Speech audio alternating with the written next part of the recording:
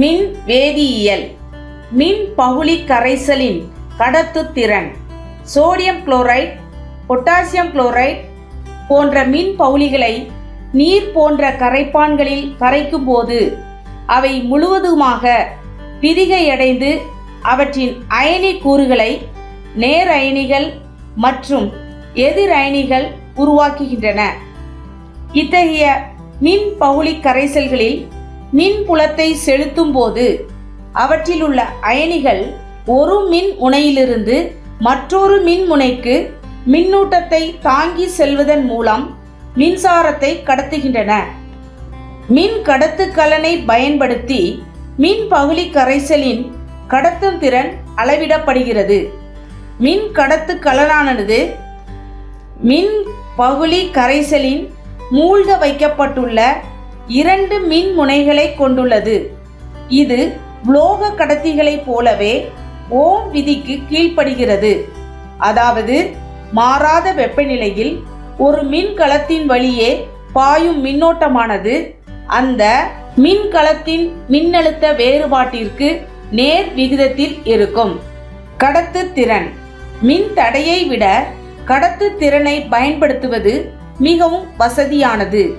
ஒரு மின் பகுளி கரைசலின் கடத்துத்திறன் என்பது அதன் மின் தடையின் தலைகீழ் 1/r மதிப்பாகும். கடத்துத்திறனின் SI அலகு சைமன். C = 1/r. நியம மின்தடையின் தலைகீழி நியம கடத்துத்திறன் அல்லது மின் கடத்து எண் என்று அழைக்கப்படுகிறது. இது கஃபா என்னும் குறியீட்டால் குறிக்கப்படுகிறது.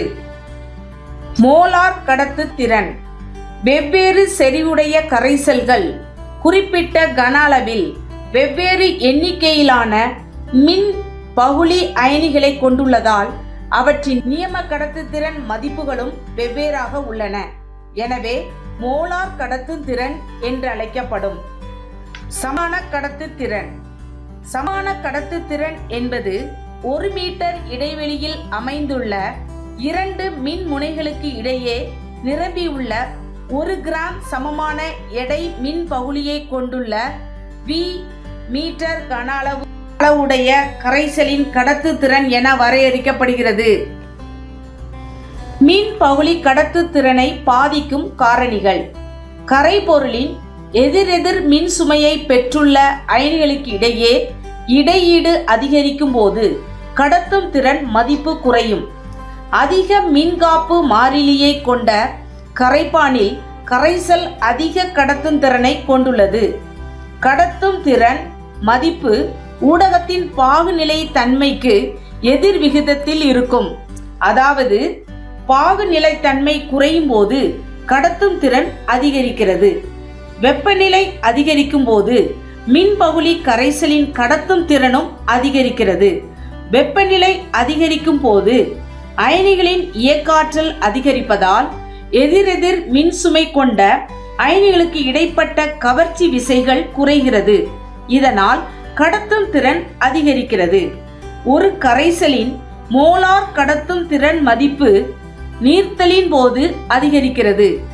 ஏனெனில் ஒரு வலிமை மிகு மின் பகுளியை நீர்க்கும் போது அயனிகளுக்கு இடைப்பட்ட கவர்ச்சி விசைகள் குறைகின்றன. ஒரு வலிமை குறைந்த மின் பகுளிக்கு நீர்த்தல் அதிகரிக்கும் போது பிரிகை விதம் அதிகரிக்கிறது.